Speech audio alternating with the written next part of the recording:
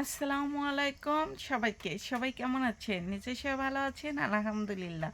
আমিও আপনাদের দোয়ায় অনেক, অনেক ভালো আছি। তো সকালবেলা আমি হাঁটার জন্য বের হচ্ছি, মানে হাঁটতেইছি। আর আমার বাবা এই তো ছাগল ছেড়ে দিয়েছে। আর বেশ কয়েকদিন ছাগল আটকানোর জন্য মানে ঠিকমতো এরা খেতেই পারতেছে না। ছাগল কিন্তু অনেক শুকিয়ে গেছে। আর এদিকে দেখেন ছাগলের পাতা কিন্তু কেটে নিয়ে যাচ্ছে। আমার বড় মামার বাড়ি আর আমাদের বাড়ি তো পাশাপাশি, সবাই জানেন আমি অনেক ভিডিওতেই বলি। আর এইগুলো আমার বড় মামারা কিন্তু অনেক ছাগল আছে। আর এই সকালবেলা এসেই মানে নামাজ পড়েই মামা এই যে মাঠে চলে আসে ঘাস কাটার জন্য আর এই ছাগলের মানে পাতা ভাঙার জন্য। আমাদের মামাদেরই বাগান আছে, বাগানের পাতা ভেঙে নিয়ে যায়। আর আমি এই তো এই যে হাঁটার জন্য বের হয়েছি। দেখেন এই যে বালু মাটি, কিন্তু এখানে বৃষ্টি, প্রচুর বৃষ্টি হয়। বৃষ্টি হওয়ার কারণে কিন্তু বালু মাটি তো সঙ্গে সঙ্গে টেনে যায় একটু।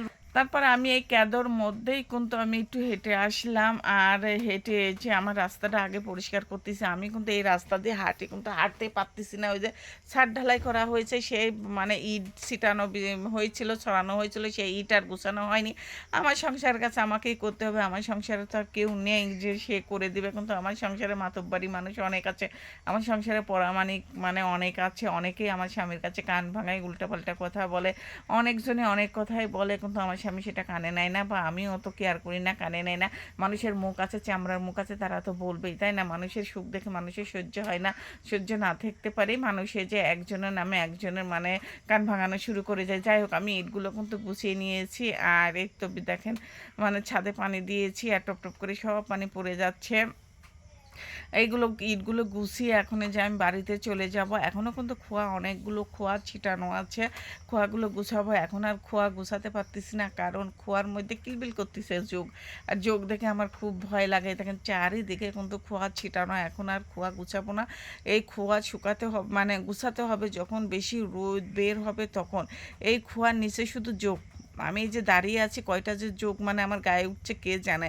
আমি তো কাজ করলাম ফর্সা জায়গায়, কিন্তু এই জঙ্গলে এত আর কাজ করা যাবে না। তারপরে যে চলে আসলাম বাড়িতে, এসে যে আমার একটা ড্রেস কাটতেছি।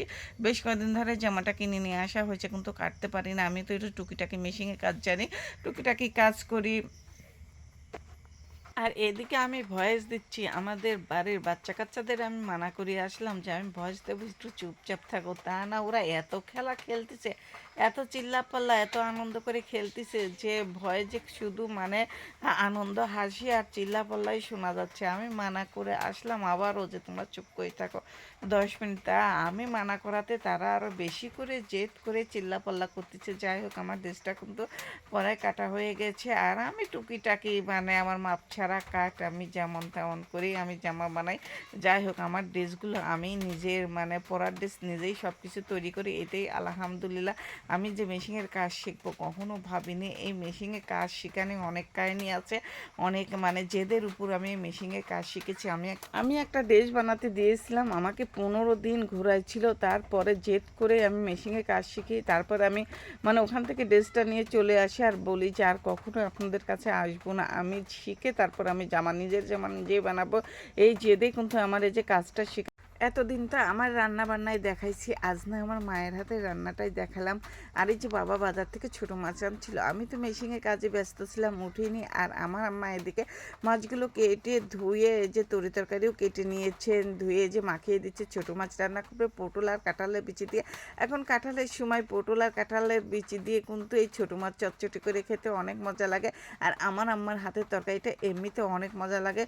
আমার মায়ের হাতে সব রান্না খেতে কিন্তু অনেক মজা লাগে। জানি না মা কিভাবে রান্না করে, কিন্তু মায়ের হাতের সব রান্নাই অনেক মজা লাগে। এতে পুরপুরিটা মাখানো হয়ে গেছে, এখন জাল দিলেই হয়ে যাবে।